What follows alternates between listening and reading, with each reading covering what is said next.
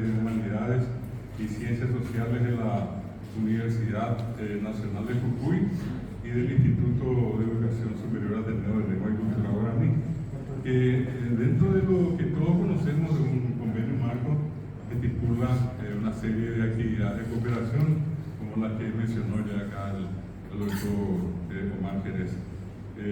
Ya está firmado por el señor decano, y lo que vamos a hacer nosotros acá es publicar por parte del Ateneo y desear que con la suscripción de este acuerdo entonces podamos empezar una serie de actividades conjuntas entre nuestras dos instituciones, que sean siempre prósperas y que sea para beneficio de nuestra cultura nativa, originaria, americana.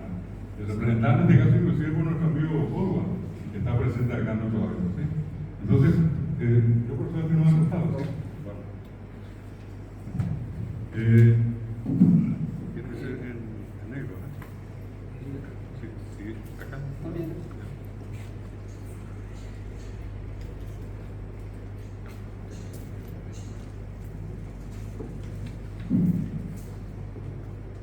Un detalle más, Orwa habla en 5 idiomas: alemán,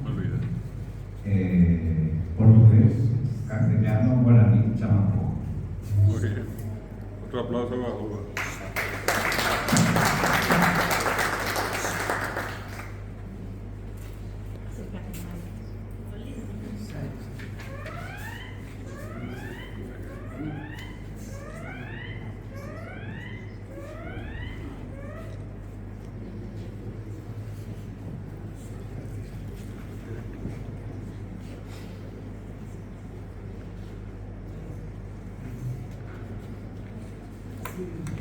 Como es costumbre, hacemos un intercambio de lado a lado.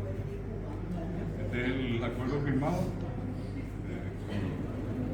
Ya en adelante, entonces, está hecha el relacionamiento. Vamos a pedirle el sello a la Secretaría y en marcha. Éxito. Muchas gracias. Felicidades. Muchísimas gracias. Esto vamos a pasar la copia al grupo para que también tengan ustedes y a prepararse. Ustedes son profesores para